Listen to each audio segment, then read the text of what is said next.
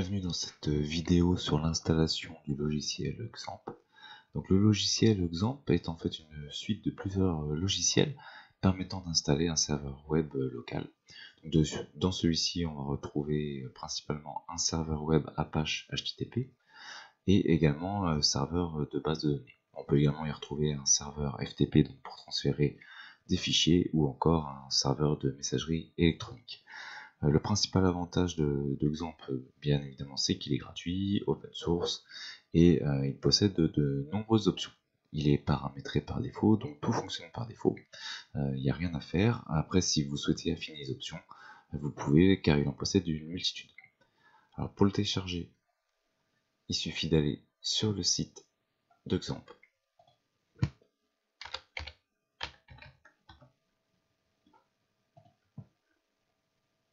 Voilà, donc dans télécharger qui est en haut,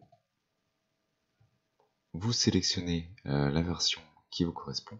Alors là en fait ce sont les versions de PHP. Donc ça c'est la dernière version de PHP, la 7.1, donc au moment où cette vidéo est faite. La 5.6 c'est un petit peu plus ancienne. Bon, moi je travaille avec la 5.6 actuellement, donc je vais télécharger celle-ci, mais vous pouvez prendre la 7.1 si vous souhaitez. Vous avez dû également remarquer que XAMPP est disponible pour Windows, Linux ou encore Mac. Donc pour télécharger, on va sur télécharger la version. On voit qu'elle est assez conséquente, un peu plus de 100 mégaoctets.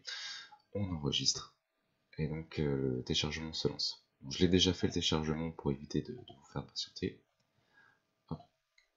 Donc je vais dans le téléchargement, il est ici.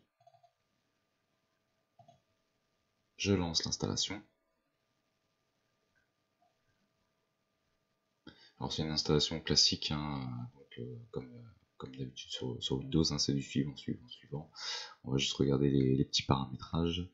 Voilà, donc là c'est toutes les possibilités qu'on a, donc les composants de XAMPP. On va toutes les mettre.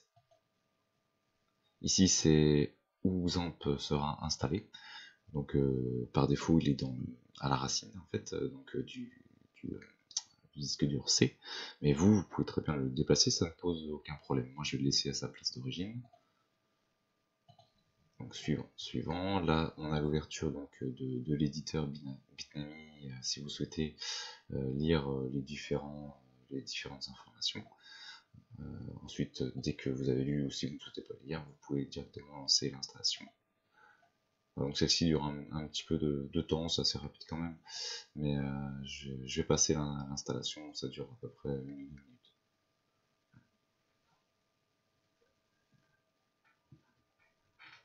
L'installation est terminée. On nous propose en cochant donc, de lancer directement le logiciel XAMPP. Alors je vais le décocher pour qu'on fasse un lancement depuis Windows. Voilà, donc là je vais quitter la page Firefox. Donc on va le retrouver dans tous les programmes dans XAMPP. Donc là on a XAMPP Control Panel. Je vais également l'attacher à la barre des tâches. Voilà. Donc, depuis ma barre des tâches, maintenant je vais pouvoir le lancer.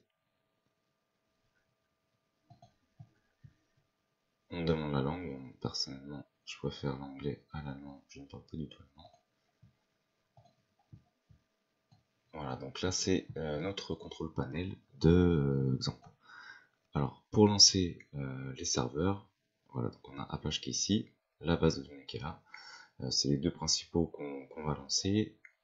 Donc on clique sur Start. Pareil pour le serveur de base de données. Donc là il nous demande d'autoriser le pare-feu. Donc on autorise. Alors pour savoir où est XAMPP, il faut donc aller dans ordinateur, dans C, et donc comme prévu il est bien à la racine. Le dossier dans lequel on va mettre notre site internet, c'est donc htdocs. On fait XAMPP htdocs. Et voilà, et là on est sur les fichiers d'origine de XAMPP. Bon, personnellement j'en ai pas besoin, donc je vais les regrouper dans un autre dossier. Non, c'est ça qui est le même nom. Voilà.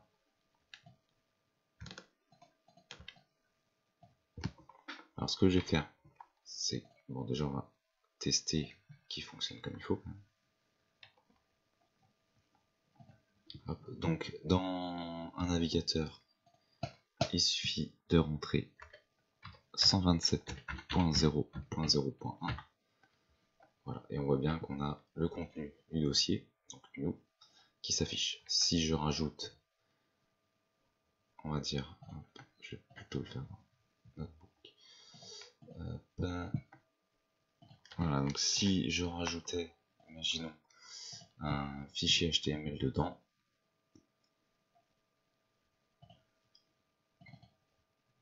celui-ci apparaîtra dès que je vais actualiser.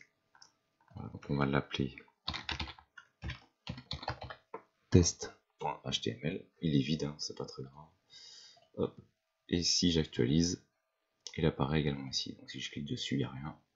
Voilà, donc on a bien notre serveur HTTP qui fonctionne. Et maintenant, si on veut accéder à notre serveur MySQL,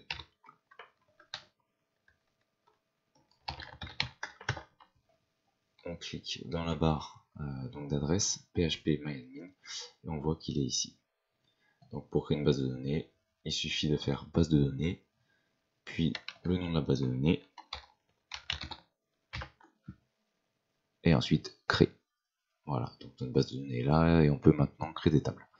Voilà, donc notre serveur est parfaitement fonctionnel. Dans une prochaine vidéo, on va voir donc pour l'installation par exemple de WordPress avec notre serveur et voir les différentes possibilités qui s'offrent à nous. Je vous remercie d'avoir suivi cette vidéo et à bientôt.